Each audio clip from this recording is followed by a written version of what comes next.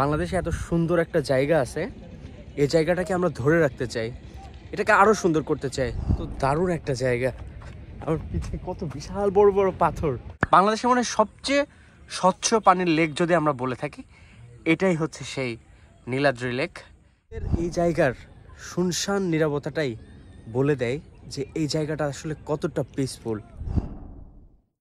আমি আছি নীলাদ্রি লেকে, যেটাকে বলা হয় বাংলার সুইজারল্যান্ড। এই জায়গাটা এত সুন্দর, আপনারা এই জায়গার ভিডিও না দেখলে বুঝতে পারবেন না যে আসলে এই জায়গাটা এত সুন্দর। দেখতে পাচ্ছেন পিছে মেঘালয়ের বিশাল বিশাল পাহাড়, স্বচ্ছ পানির লেক, আর মাঝখানে মাঝখানে এই যে টিলা। খুবই দারুণ একটা পরিবেশ। প্রথমে হচ্ছে একটা নৌকা নিয়েছি, এই লেকটা ঘুরে দেখব।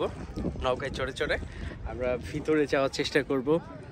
ভিতরে গিয়ে আসলে নৌকায় ভেসে ভেসে এই যে বড় বড় পাথর আছে, মেঘালয়ের যে পাথরগুলো, সেগুলো এই দিক দিয়ে যাব। আবার ভিতরে ওখানে ভিতরে অনেকগুলো টিলা আছে, আমরা ওই টিলার দিকে যাব। আমরা হচ্ছে এই যে এই নৌকাটা নিয়েছে, এই যে পাইলট হচ্ছে এই বাবা, আর হচ্ছে এই নৌকাটা নিয়েছি আমরা, হচ্ছে মোট 200 টাকা নিয়েছে। আমরা জাস্ট দুইজন যাব, আমি আর ওই যে ওই লোক। নৌকায় উঠলাম, আর হচ্ছে নৌকাটাই মাত্র এই তীর থেকে ভেড়াচ্ছে আর কি, সুন্দর তীরে থেকে হচ্ছে লেকের মধ্যে যাচ্ছে। জায়গাটা এত শুনশান নীরবতা, মানে নিরিবিলি একটা জায়গা।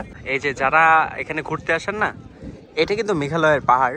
আর হচ্ছে ওই যে উপরে দেখেন কিছু কিছু লোক এই পাহাড় বেয়ে অনেক উপরে চলে গেছে, এটা হচ্ছে ইন্ডিয়ার বর্ডার। সো আপনারা যারা আসেন তারা কিন্তু এই যে এই কাজগুলো করবেন না কোনো সময়। দেখেন কত বড় বড় পাথর, এই পাথরটা দেখেন কত দারুণ।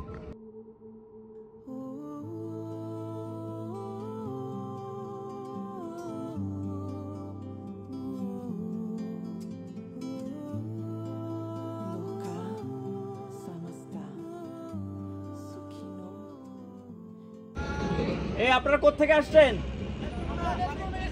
নেত্রকোনা থেকে। তো এইখানে যে উঠছেন, বিএসএফ তো দৌড়ানি দিবে, দিবে না? অনুমতি আছে? একদম আমরা পাথরের খুব কাছ দিয়ে যাচ্ছি, পানিগুলো এত স্বচ্ছ, মানে জাস্ট আপনারা ভিউটা দেখেন। আপনার কাছে জায়গাটা আসলে কেমন লাগছে উনি কমেন্ট করুন। কত দারুণ একটা জায়গা, আমার পিছে কত বিশাল বড় বড় পাথর দেখতে পাচ্ছেন। আর এই যে হচ্ছে লেক, এটা হচ্ছে নীলাদ্রি লেক। এই লেকের সৌন্দর্যটা এটা। আবার ভিতরের টিলাগুলো আছে, ওইগুলো আরো অনেক দারুণ। এই পাথরটা দেখেন, এটা অনেক বিশাল বড় পাথর। আপনার ক্যামেরায় কতটুকু বুঝতে পারছেন আমি বুঝতেছি না। যে এখানে আসার পরে আবার মানে অনেকেই বলছে যে বাংলার সুইজারল্যান্ড, তো আসলে সত্যি কথা এখানে আসার পর মনে হচ্ছে না আমি যে বাংলাদেশে আছি। সত্যি বাংলাদেশের সুইজারল্যান্ড যে এমনি বলা হয় না, জায়গাটাকে এত সুন্দর জন্য আসলে এই জায়গাটাকে বাংলার সুইজারল্যান্ড বলা হয়। সুবহানাল্লাহ, এখানে পাথরগুলো মনে হচ্ছে এই সুন্দর মতো সাজাই রাখা হয়েছে। হ্যাঁ, এটা কিন্তু প্রাকৃতিক ভাবে হয়েছে এই জিনিসটা। ও মাই গড। আর এই যে আমাদের পাইলট মামা দাঁড়াই আছে। এই জায়গাটা ঘোরা হয়ে গেছে, এখন আবার নৌকায় উঠবো। আর আমরা ওই টিলার দিকে যাব একটু। এই জায়গাটা কিন্তু খুব মানে খুবই ফেমাস, অনেক মানুষ এসে এখানে মানে ইয়ে করছে, মিউজিক ভিডিও করছে। আমি অনেকগুলো মিউজিক ভিডিও দেখছি এই জায়গা থেকে। এই ভিউটা দেখলে আপনার কোনো সময় মনে হবে না যে এটা বাংলাদেশ। এই কারণে এই জায়গাকে বলা হয় যে বাংলা সুইজারল্যান্ড। আসলে দেখেন মানে পানির যে এত পরিষ্কার, নিচে কত মাছগুলো আছে না, সবগুলো দেখা যাচ্ছে। বাংলাদেশের মনে সবচেয়ে স্বচ্ছ পানির লেক যদি আমরা বলে থাকি, এটাই হচ্ছে সেই নীলাদ্রি লেক। এবং এইরকম স্বচ্ছ পানি মনে হয় বাংলাদেশে আর অন্য কোনো জায়গায় আপনারা খুঁজে পাবেন না। এই মুহূর্তের এই জায়গার শুনশান নীরবতাটাই বলে দেয় যে এই জায়গাটা আসলে কতটা পিসফুল।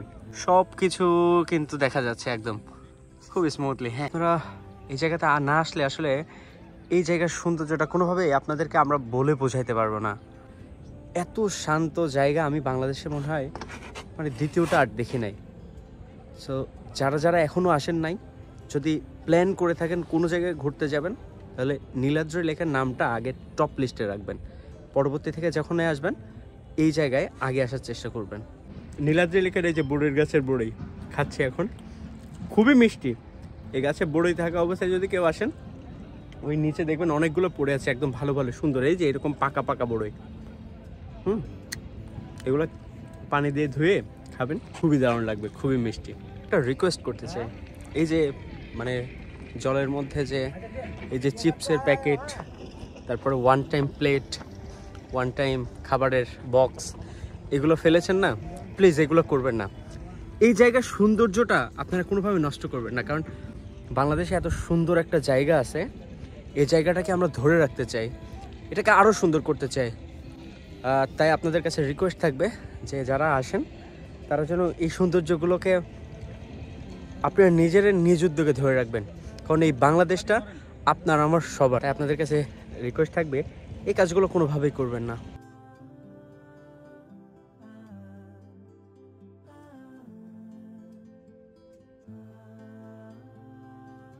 ওই নিচ থেকে উপরে উঠলাম।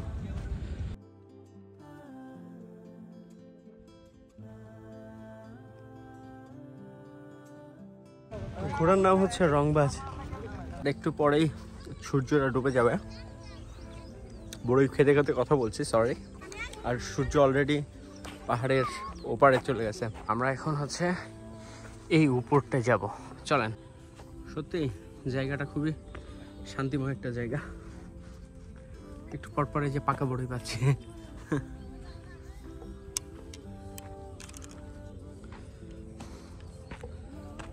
বিসমিল্লাহ।